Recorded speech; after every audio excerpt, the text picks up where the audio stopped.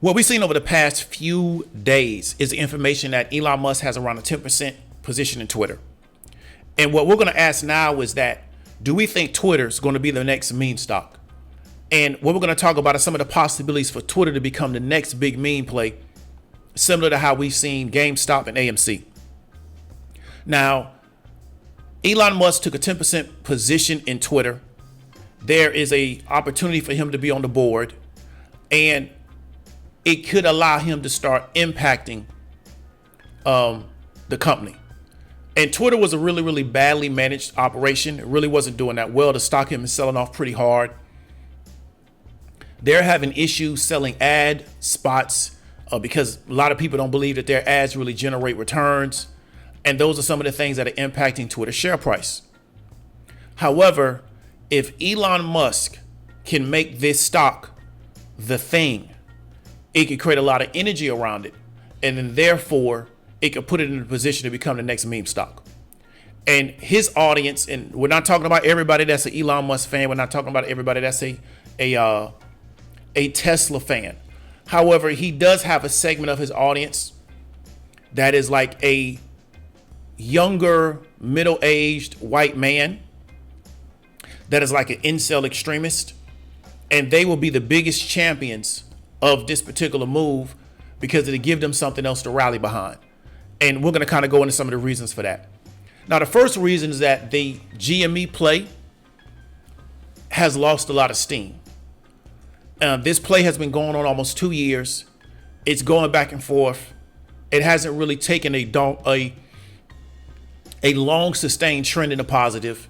It was $400 a year ago. Now it's around $150. And they keep pushing the goalposts down the field. You know, first it's we hit this particular mark, and then that's going to allow us to become successful. Then we hit this particular mark, and that's going to allow us to become successful. And over time, these kind of plays just lose steam because people just get fatigued. And once something new and interesting, or more interesting than the current situation, starts to become the thing, you'll find people will run over there. Because really what people are addicted to is the controversy and the energy and the enthusiasm around the situation. Once that no longer takes place, then they're going to go to something else because that's really what they're here for. You know, it's interesting that nobody's selling their GME shares, but everybody on the internet is buying GME shares every time the price goes down. The question is, if nobody's selling, then how are you buying the shares? Everybody on the internet owns GME shares, but nobody ever sold any GME shares. Therefore, you have to understand is that most people are telling you that they're doing something in this play, even though it's not real, is because they just want to be where the energy, where the enthusiasm, where the controversy is at. They're just drawn to that. And I think that if Twitter becomes the next place where they can get that same energy and it's fresh and it's new, then they're going to run over there. Let's look at AMC. AMC has the same situation. It's trading, under $30, around $15 to $20. It's lost a lot of its energy. It's lost a lot of its enthusiasm. It's no longer the it stock anymore. And as a result, you're going to find people that are in that particular situation because they like the enthusiasm, because they like the energy. They're going to go somewhere else because they're not in that particular play because they really care about that company like that. They just want to be involved in a big movement with a lot of people that they thought was fresh and new. And I think Twitter can provide that for them. Now, let's take into context what I would call the Elon factor. And it's really the fact that Elon Musk has the ability to create a lot of attention and a lot of energy around what he does. He's a really, really good marketer. I used to tell people before that I used to tell people that Tesla's really a marketing company. They're really not a car company. He understands how to do that, and he understands he has a really, really big fan base. And one of the reasons that he tried to get a position in Twitter is he doesn't want to get taken off Twitter. And it's going to be a lot difficult to get him off of there if he owns 10% even more of the particular company. They got to deal with him a different kind of way. And if he can start creating a narrative around, I'm going to change Twitter, we're going to make these changes, I'm going to have this be this place where we can have free speech and yada, yada, yada, and his audience will buy into it, which they will, it'll not create a lot of energy around that ticker, and it'll raise people's belief in the company. And then as a result, well, if Elon owns it, I want to own it. And it's relatively inexpensive right now. Twitter's now trading probably definitely under $100, but probably under $50. So therefore, it's definitely a inexpensive stock, because I remember when people were buying Tesla at $1,200, because it was the energy around a particular ticker is what had people buying it at $1,200, had people buying it at $1,500. They just kept buying it up. Therefore, if you can create enough energy around it and people believe that it's going somewhere, they want to just get on that train. And that's what I think is going to be the thing. And like I said, the core contingent of these guys that are going to push this play are the same people that's pushing the play in the AMC and the same people that's pushing the play in the GME. It's the Incel extremists. It's the guy that, they don't leave the house. They just sit on the internet and they talk to each other on the internet all day. They don't really do anything outside of the internet. Everything is just online based, super online based. A lot of these guys are suffering from lack of exposure to the sun.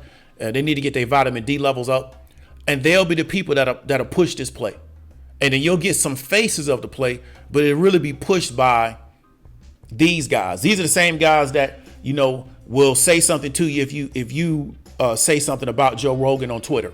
They'll all of a sudden just start adding you on Twitter. Like, this is the crowd. However, that's a very powerful crowd because, one, they will put their money where their mouth is, and two, they will support the situation.